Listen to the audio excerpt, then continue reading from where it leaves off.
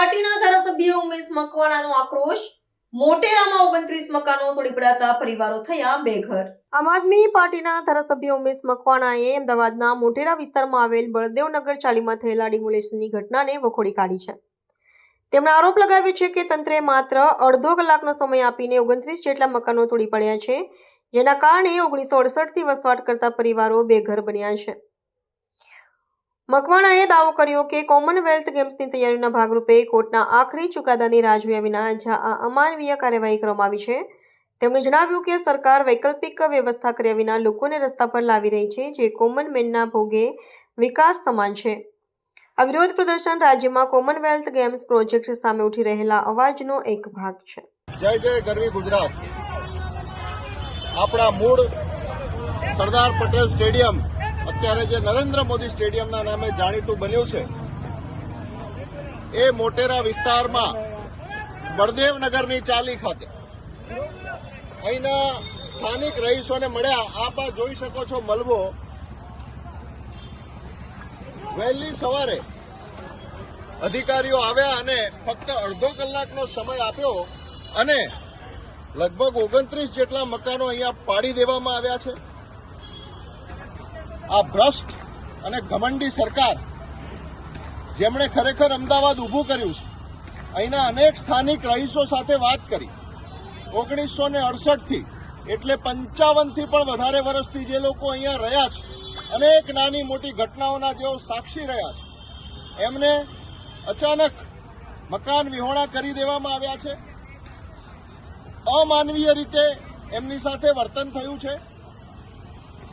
Commonwealth game આવી રહી છે। કોમનવેલ્થ ગેમનો કોઈ વિરોધ નથી, પરંતુ કોમન મેનના ભોગે કોઈ પણ કામો ન થવા જોઈએ।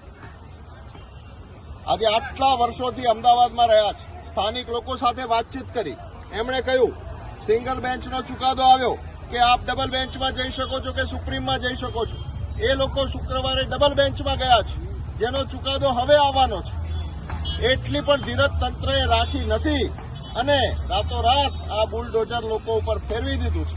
કેટલીય માતાઓ બહેનોની વેદનાઓ અહીંયા સાંભળી। કોઈના ઘરમાં બીમારી છે, કોઈના ઘરમાં પરીક્ષાઓ ચાલે છે, કોઈએ હજી ઘર શોધ્યા નથી।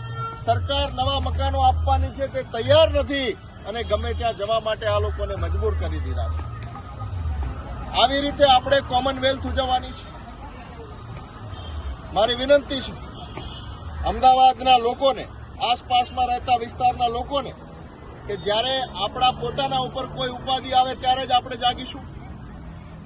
આમ આદમી પાર્ટી વતી અમે વિનંતી કરીએ છીએ કે જે લોકોના મકાન પાડી દેવામાં આવે એમને તાત્કાલિક ધોરણે ન્યાય આપવામાં આવે, એમને તાત્કાલિક રીતે બીજે વસવાની વ્યવસ્થા કરવામાં આવે। અત્યારે બધા જ લોકો રોડ ઉપર આવી ગયા છે। શું આ રીતે આપણે અમદાવાદનો વિકાસ કરવાનો છે?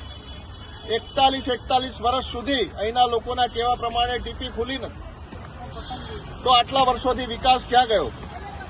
હજારો મકાનો પાછળ બનેલા છે, લોકો બીમાર છે, કોઈના ઘરમાં ખાટલા છે અને લોકોને પોતાની જરૂરી ચીજ વસ્તુઓ કાઢવાનો પણ સમય આપવામાં આવ્યો નથી।